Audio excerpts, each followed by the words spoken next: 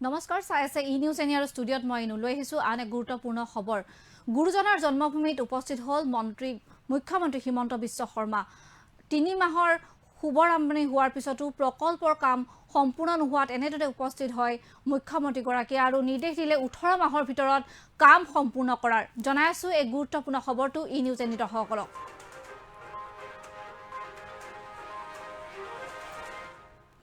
বটদ্ৰৱাত উপস্থিত হ'ল মুখ্যমন্ত্ৰী হিমন্ত বিশ্ব শৰ্মা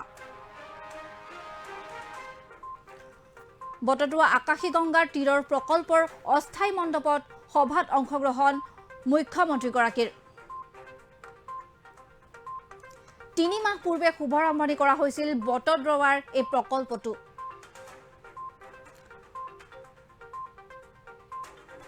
আৰু প্ৰকল্পৰ কাম অগ্ৰগতি নোহোৱাত বিভাগৰ বিষয়া কৰ্মচাৰীসকলৰ লগত আলোচনাত মিলিত হয় মুখ্যমন্ত্ৰীগৰাকীয়ে আমি দেখুৱাই আছোঁ ই নিউজ এনি দৰ্শকসকলক বটদ্ৰৱাৰ দৃশ্য আজি মুখ্যমন্ত্ৰী হিমন্ত বিশ্ব শৰ্মা উপস্থিত হৈছে বটদ্ৰৱা সমষ্টিত আৰু যিহেতু ৩ মাহ পূৰ্বে বটদ্ৰৱাৰ ভূমি বেদখল ভূমিত এক প্ৰকল্পৰ শুভাৰম্ভণি কৰা হৈছিল আৰু সেই শুভাৰম্ভণি কৰাৰ পিছতো কামৰ অগ্ৰগতি নেদেখি এনেদৰে উপস্থিত হৈছে মুখ্যমন্ত্ৰীগৰাকীয়ে বটদ্ৰৱা আকাশী গংগা তীৰৰ বেদখল মুক্ত ভূমিত ১৮৮ কোটি টকা ধনৰ আবণ্টন হ'বলগীয়া এই প্ৰকল্পটোত অস্থায়ী মণ্ডপত আজি এক সভাত অংশগ্ৰহণ কৰে মুখ্যমন্ত্ৰী হিমন্ত বিশ্ব শৰ্মাই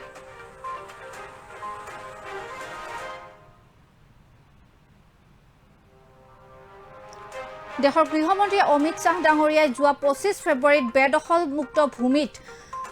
বটদ্ৰৱা প্ৰকল্পৰ নিৰ্মাণ কাৰ্যৰ শুভাৰম্ভণি কৰিছিল আৰু ৩ মাহ পাৰ হৈ যোৱাৰ পিছতো কামৰ বিশেষ অগ্ৰগতি নোহোৱাত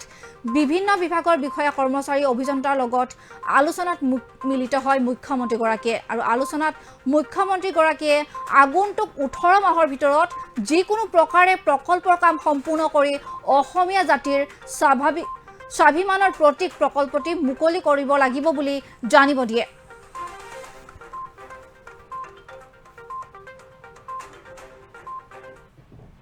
সাংবাদিক বন্ধুসকল ভাৰতৰ গৃহমন্ত্ৰী অমিত শাহ ডাঙৰীয়াই বটদ্ৰৱা থানৰ সৌন্দৰ্যবৰ্ধনৰ যি প্ৰকল্পৰ আধাৰশিলা কৰিছিল সেই প্ৰকল্পৰ অগ্ৰগতি সম্পৰ্কে বুজ ল'বলৈ মই ইয়াত আহিছিলোঁ আমাৰ লগত স্বাস্থ্যমন্ত্ৰী কেশৱ মহন্ত ডাঙৰীয়া বিধায়ক ৰূপক শৰ্মা ডাঙৰীয়া জিতু গোস্বামী ডাঙৰীয়া আমাৰ বটদ্ৰৱাৰ স্থানীয় বিধায়িকা শিৱামণি বৰা আৰু প্ৰাক্তন বিধায়িকা আঙুৰলতা ডেকা আমি সকলোৱে লগ হৈ এই প্ৰকল্পটোৰ অগ্ৰগতিৰ পৰ্যালোচনা কৰিলোঁ কিছু প্ৰাৰম্ভিক বাধা আছিলে প্ৰকল্পটো দ্ৰুতগতিত আগুৱাই লৈ যোৱাৰ আজি আমি বাধাসমূহ দূৰ কৰিলোঁ আৰু মোৰ বিশ্বাস যে এতিয়া এই প্ৰকল্পটো খুব দ্ৰুতগতিত কাম আগবাঢ়িব আৰু নিৰ্ধাৰিত সময়ত আমি ইয়াক শেষ কৰিব পাৰিম হ'ব হয় মই ভাবোঁ যে আমি সময়সীমাৰ ভিতৰতেই কৰিব পাৰিম খালি কোভিডৰ কাৰণে চব সময়সীমাই 1 মাহ 1.5 মাহ পিছুৱাই গৈছে সেইখিনি প্লাছ মাইনাছ কৰি ল'ব লাগিব আৰু প্ৰথম পৰ্যায়ত অলপ লেহেমীয়া এইটো কাৰণে হৈছে যে ইয়াত এখন শ্মশান আছিলে স্থানীয় ৰাইজৰ আপত্তি আছিলে ৰাস্তাটোৰ সম্পৰ্কে স্থানীয় ৰাইজৰ মাজত কথা আছিলে ৩৫ বিঘা মাটি ভিজিআৰত আছিলে গতিকে প্ৰাৰম্ভিক বাধাখিনি আজি আমি আঁতৰালোঁ এতিয়াৰ পৰা আৰু লেহেমীয়া নহয় এতিয়াৰ পৰা পূৰ্ণগতিত হ'ব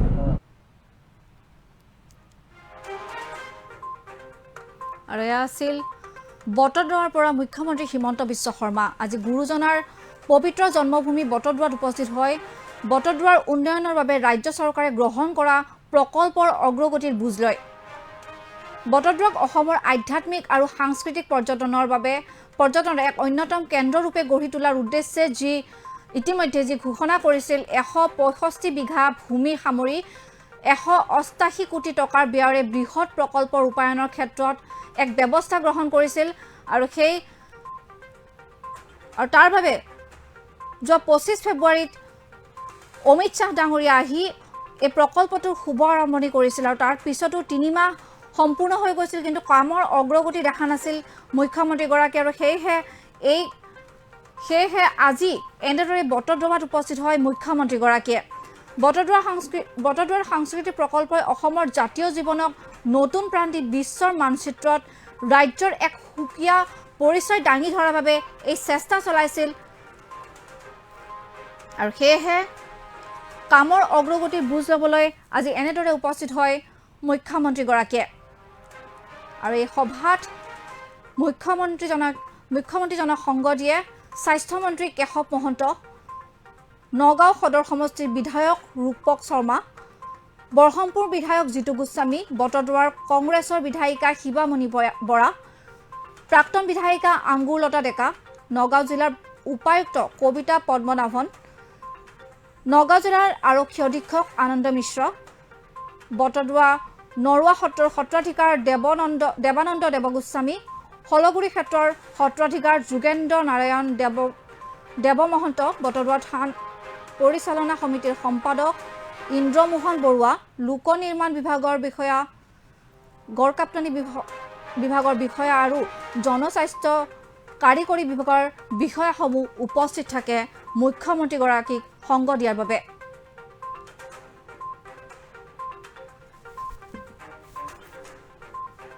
আৰু আমাৰ লগত আছে ভাষ্য, আমি ই নিউজ এনি দৰ্শকক দেখুৱাব বিচাৰিছোঁ।